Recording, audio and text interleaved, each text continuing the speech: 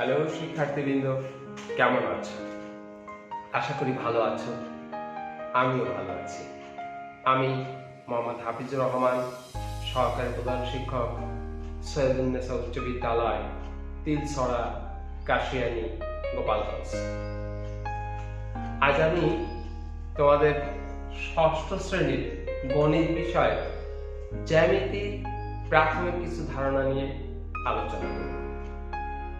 শিক্ষার্থীবৃন্দ, পঞ্চম শ্রেণী থেকে তোমরা যে ধারণাটা নিয়ে এসেছো সেটার কিছুটা পুনরাবৃত্তি, পাশাপাশি নতুন কিছু সংযোজন তোমরা দেখতে পাবে।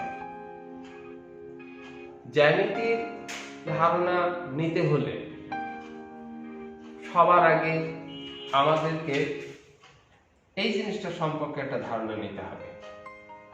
এটাকে কি বলছি? বিন্দু। বিন্দু কি জিনিস? পাঠ্যপুস্তকে বিন্দু সম্পর্কে লেখা আছে যে যার দৈর্ঘ্য, প্রস্থ, উচ্চতা, বেদ কিছুই নেই, শুধু অবস্থান আছে, তাকে বলা হচ্ছে বিন্দু। শিক্ষার্থীবৃন্দ, লক্ষ্য করে দেখি যে বিন্দু কাকে বলা হচ্ছে? যার দৈর্ঘ্য, প্রস্থ, উচ্চতা, বেগ কিছুই নেই, শুধু অবস্থান আছে, তাকে বিন্দু বলে। তাহলে আমরা কি দেখলাম? বিন্দু, এর দৈর্ঘ্য, প্রস্থ, উচ্চতা, বেগ কিছুই নেই। এরপরে আমরা দেখব এই বিন্দু থেকে একটা বিন্দু, আরেকটা বিন্দু, আরেকটা বিন্দু, আরেকটা বিন্দু, এইভাবে যদি বিন্দুগুলো এইভাবে পর্যায়ক্রমে গা ঘেঁষে ঘেঁষে একটার সঙ্গে আরেকটা, একটার সঙ্গে আরেকটা এইভাবে যদি চলতেই থাকে, কত দূর যাবে সেটা বলতে পারছি না। এভাবে যদি যেতে থাকে, এদিকে পাশাপাশি এদিকেও যদি এরকম ভাবে যেতে থাকে, তাহলে এটাকে বলা হবে রেখা। এটাকে কি বলা হবে? রেখা। তাহলে রেখা কাকে বলে? বিন্দুর চলার পথকে রেখা বলে। বিন্দুর চলার পথকে রেখা বলে। এই চলার পথটা এভাবে হলে তাকে বলা হচ্ছে সরল রেখা, অর্থাৎ সরল পথে গমন করলে তাকে বলা হচ্ছে সরল রেখা। আর যদি এইভাবে গমন করে তাহলে তাকে বলা হবে বক্ররেখা। তাহলে এটাকে বলা হচ্ছে বক্ররেখা। বক্ররেখা। শিক্ষার্থীবৃন্দ, আমরা প্রথমে পেলাম বিন্দু। বিন্দু দিয়ে তৈরি হলো কি? রেখা। রেখা দিয়ে তৈরি হলো কি? সরল রেখা আর বক্র রেখা। এবার শিক্ষার্থীবৃন্দ, আমরা দেখব পর্যায়ক্রমে রেখা দিয়ে কি তৈরি করা যেতে পারে। রেখা বা রেখাংশ। যেহেতু রেখাংশের কথা আসলো, আমরা রেখাংশটা নিয়েও আলোচনা করিয়েই ফেলি। এটা একটা সরল রেখা। আমরা এখান থেকে যদি এটা মুছে দিই, এটা মুছে দিই, তাহলে এটা হচ্ছে রেখাংশ। এটা হচ্ছে রেখাংশ। এবার শিক্ষার্থীবৃন্দ, লক্ষ্য করি এইটাকে আমরা কি বলবো? এটা হচ্ছে কি? বিন্দুর চলার পথের শুরু আছে কিন্তু শেষ নেই। এরকম যদি হয় তাহলে তাকে বলবো রশ্মি। শিক্ষার্থীবৃন্দ, এটাকে কি বলবো? রশ্মি। তাহলে রশ্মি বলতে কি বুঝলাম? বিন্দুর চলার পথের শুরু আছে কিন্তু শেষ নেই, এটাকে বলা হচ্ছে রশ্মি। এখন বিন্দুর চলার পথের শুরু, লক্ষ্য করি শুরু বলতে এইটা, এই অবস্থান, এই অবস্থানে যদি আমরা আরো একটা রশ্মি এভাবে দাঁড় করি, তাহলে এখানে একটা জায়গা দখল করছে কিনা, আবার এ পাশেও একটা জায়গা দখল করছে কিনা, যদি এরকম জায়গা দখল করে তাহলে তাকে বলছে কি কোণ, তাহলে তাকে কি বলছি কোণ। তাহলে আমরা কি পেলাম, দুটি রশ্মি একটি প্রান্ত বিন্দুতে মিলিত হয়ে যে জায়গা দখল করে তাকে কি বললাম কোণ। শিক্ষার্থীবৃন্দ, আমরা স্টেপগুলো ফলো করি। প্রথমে বিন্দু, বিন্দু থেকে তৈরি হলো রেখা, সরলরেখা, বক্ররেখা, রেখাংশ, রশ্মি, রশ্মি থেকে তৈরি হলো কোণ।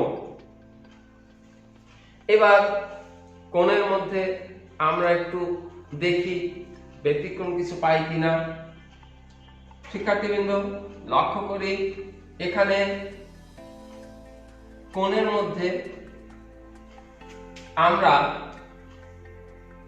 এরকম একটা কোণ কে আমরা কি বলবো, আবার যদি এরকম থাকে অর্থাৎ এই অবস্থা যদি থাকে তাহলে তাকে কি বলবো, এরপরে এই অবস্থা যদি থাকে তাহলে তাকে কি বলবো, এরপরে যদি এই অবস্থায় থাকে তাহলে তাকে কি বলবো, আবার যদি এই অবস্থা থাকে তাহলে তাকে কি বলবো। এই কোণটা বিভিন্ন অবস্থানে থাকতে পারে। আবার এটা যদি এভাবে ঘুরলি খায় তাহলে তাকে কি বলবো। আমাদের মধ্যে কোশ্চেন জাগতেই পারে, শিক্ষার্থী তোমাদের মধ্যে কোশ্চেন জাগতেই পারে যে স্যার আমাদের এরকম একটা কোণ তৈরি হতে পারে, এরকম হতে পারে, এরকম হতে পারে, এরকম হতে পারে, এরকমও হতে পারে, আবার এরকম হতে পারে, তাহলে কি অবস্থা দাঁড়ায়। তো এক এক করে আসি শিক্ষার্থীবৃন্দ। এই রশ্মিটা যদি এই রশ্মির উপরে থাকে, এই রশ্মিটা যদি এই রশ্মির উপরে থাকে, দুইটা রশ্মি যদি এরকম থাকে, এই রশ্মিটা নিলাম আমরা এখানে। এবার যদি এই রশ্মিটা আবারও যদি এর উপরেই স্থাপন করি তাহলে শিক্ষার্থী দুটো রশ্মির প্রান্ত বিন্দু কিন্তু একটা বিন্দুতে মিলিত হয়েছে, কিন্তু কোন কোণ তৈরি হয়েছে কি হয়েছে 0 ডিগ্রি কোণ। তাহলে কোণের 0 ডিগ্রি কিভাবে তৈরি হয় আমরা দেখলাম। এরপর 0 ডিগ্রি থেকে একটু সরে গেল, অর্থাৎ এই অবস্থান, এই অবস্থানটা যখন আসবে তখন এটাকে কি বলবো, তখন এটাকে কি বলবো, কি কোণ বলবো। তার আগে আমাদের এইটার সম্পর্কে একটু ধারণা নেওয়া দরকার, অর্থাৎ সমকোণ। দুটি রশ্মির প্রান্ত বিন্দু যদি 90 ডিগ্রি কোণে স্থাপিত হয় তাহলে তাকে সমকোণ বলে। তাহলে আমরা এটাকে কি বলবো শিক্ষার্থীবৃন্দ, সমকোণ। কত ডিগ্রি কোণে, 90 ডিগ্রি। এখানে 90 ডিগ্রি কোণে, তোমরা চাঁদায় দেখবে যে চাঁদায় তোমাদের ওখানে 90 ডিগ্রি কোণ দেওয়া আছে। যদি 90 ডিগ্রি কোণে স্থাপিত হয় তাহলে তাকে বলবো হচ্ছে সমকোণ। এবার এই কোণটা কি 90 ডিগ্রির চেয়ে ছোট না বড়? যেহেতু ছোট সেহেতু এটাকে বলা হচ্ছে সূক্ষ্ম কোণ। এটাকে বলা হচ্ছে সূক্ষ্ম কোণ। আর 90 ডিগ্রি হবে আমরা কি বলেছি, সমকোণ। তাহলে আমরা এবার লক্ষ্য করব 90 ডিগ্রির চেয়ে যদি বেশি হয়, 90 ডিগ্রির চেয়ে যদি বেশি হয়, আর এখানে যে কোণটা তৈরি হবে এটার চেয়ে যদি ছোট হয়, এখানে যে কোণটা উৎপন্ন হবে, তাহলে এখানে যে কোণটা উৎপন্ন হবে শিক্ষার্থীবৃন্দ, আমরা লক্ষ্য করি এইখানে যখন আমরা লম্ব আঁকবো বা 90 ডিগ্রি আঁকবো, এখানেও 90 ডিগ্রি হবে, এখানেও 90 ডিগ্রি হবে। তাহলে এখানে হলো 90 ডিগ্রি অর্থাৎ 90 ডিগ্রি, এখানে হলো 90 ডিগ্রি, দুটো মিলে 180 ডিগ্রি। এরকম কোণকে বলা হচ্ছে সরল কোণ।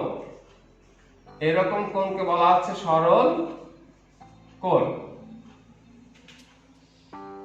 এখন আসি, যদি এরকম কোন কোণ তৈরি হয় 90 ডিগ্রির চেয়ে বেশি, কত ডিগ্রির চেয়ে বেশি শিক্ষার্থীবৃন্দ? 90 ডিগ্রির চেয়ে বেশি। আবার কার চেয়ে কম? 180 ডিগ্রির চেয়ে ছোট। কি বলেছি? এখান থেকে 90 তার চেয়ে বেশি, আবার 180 চেয়ে ছোট। এরকম কোণকে বলা হবে স্থূল কোণ। এরকম কোণকে বলা হবে স্থূল কোণ। এরকম কোণকে বলা হয় স্থূল কোণ। এবার শিক্ষার্থীবৃন্দ, আমরা কি কি পেলাম কোণের ক্ষেত্রে? সমকোণ, সূক্ষ্মকোণ, সরল কোণ, স্থূল কোণ। এবার প্রশ্ন আসতেই পারে, স্যার এখানে এই অবস্থানে এটা একটা কোণ তৈরি হতে পারে কি না, যেটা 180 চেয়ে বেশি। এই আলোচনাটা শিক্ষার্থীদের উপরে ক্লাসের জন্য, তারপরেও তোমাদের মনে একটা কৌতূহল জাগতে পারে, সেই হিসেবে বলবো এইটাকে বলা হচ্ছে প্রবৃদ্ধ কোণ। কি কোণ বললাম শিক্ষার্থীবৃন্দ? প্রবৃদ্ধ কোণ। এটাকে বলা হচ্ছে প্রবৃদ্ধ কোণ। এটাকে বলা হচ্ছে প্রবৃদ্ধ কোণ, যেটা কার চেয়ে বড়? কার চেয়ে বড় শিক্ষার্থীবৃন্দ? 180 চেয়ে বড় নয়, নাকি? অবশ্যই 180 চেয়ে বড়। দেখো এখানে 180 চেয়ে বড় কিনা। আর টোটাল কত ডিগ্রি কোণ হয় আর একটু লক্ষ্য করি, তাহলে আরো একটু ব্যাখ্যা পেয়ে যাব। এখান থেকে এখানে কত? 180। এখান থেকে এখানে কত? 180। তাহলে কত হলো? 360। তাহলে প্রবৃদ্ধ কোণকে আমরা বলবো কার চেয়ে বেশি? 180 চেয়ে বেশি, আর 360 এর চেয়ে ছোট কোণকে কি বলবো? প্রবৃদ্ধ কোণ। শিক্ষার্থীবৃন্দ, আমরা কিন্তু আরো একটা জিনিস পেয়ে গেলাম, সেটা হচ্ছে কি, একটা রেখার একটা বিন্দুতে কত ডিগ্রি কোণ উৎপন্ন হয়? 360 ডিগ্রি। কয় সমকোণ? 4 সমকোণ।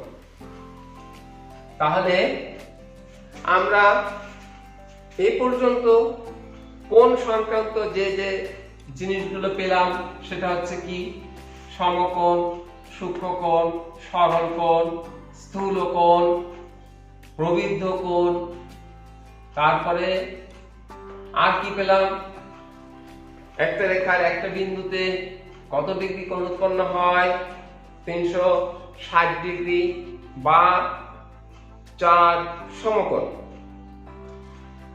এবার আরেকটু ধারণা নিয়ে আমরা মোটামুটি ক্লাস 6 এর কাজ শুরু করতে পারবো জ্যামিতিতে। সেটা হচ্ছে কি, এইটা একটা রেখা, সরল রেখা, এইটা আরেকটা সরল রেখা। শিক্ষার্থীবৃন্দ একটু লক্ষ্য করি, দুইটা সরল রেখা যদি এভাবে থাকে আর যদি আরেকটা সরল রেখা এভাবে ছেদ করে তাহলে কি হয়, এখানে আর এখানে আমি যদি এটাকে 1 নম্বর কোণ বলি, এটাকে 2 নম্বর কোণ বলি, শিক্ষার্থীবৃন্দ এখানে 1 নম্বর আর হচ্ছে 2 নম্বর কোণ একান্তর কোণ, একান্তর কোণ হবে এরা, অর্থাৎ 1 নম্বর আর 2 নম্বর হবে একান্তর কোণ।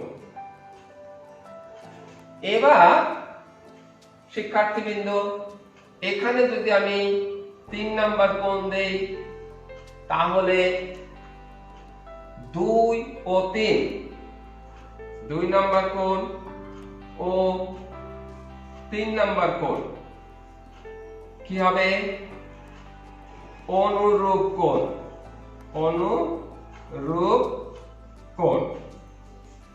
এই দুইটা কোণ হবে শিক্ষার্থীবৃন্দ অনুরূপ কোণ, অর্থাৎ 2 আর 3 এর মধ্যে সম্পর্ক হবে অনুরূপ কোণ। শিক্ষার্থীবৃন্দ আমরা কি কি ধারণা পেলাম এই চিত্র থেকে, আরো একটু ধারণা আমরা নিব। তার আগে একটু নোট করি কি কি পেলাম। একান্তর কোণ, একান্তর কোণ। আরেকটা কি পেলাম শিক্ষার্থীবৃন্দ, অনুরূপ কোণ, অনুরূপ কোণ। এটা অনুরূপ কোণ। আচ্ছা, আমরা একান্তর কোণ পেলাম, অনুরূপ কোণ পেলাম। এবার শিক্ষার্থীবৃন্দ আরেকটা টপিকস এসেই যায়, 1 আর 2 এর মধ্যে সম্পর্ক বললেন, 2 আর 3 এর মধ্যে সম্পর্ক বললেন, 1 আর 3 এর মধ্যে সম্পর্ক বলেন নাই। লক্ষ্য করি 1 নম্বর কোণের বিপরীত পার্শ্বে 3 নম্বর কোণ, তাহলে এই দুটো কোণকে বলবো বিপ্রতীক কোণ। এই দুটো কোণকে কি কোণ বলবো, বিপ্রতীক কোণ।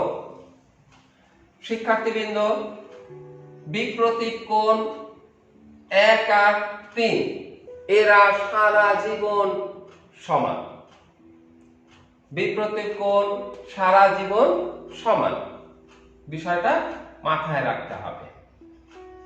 এবার একান্তর কোণ 1 আর 2 যখন সমান হবে শিক্ষার্থীবৃন্দ, তখন এই রেখা আর এই রেখা অবশ্যই সমান্তরাল হবে।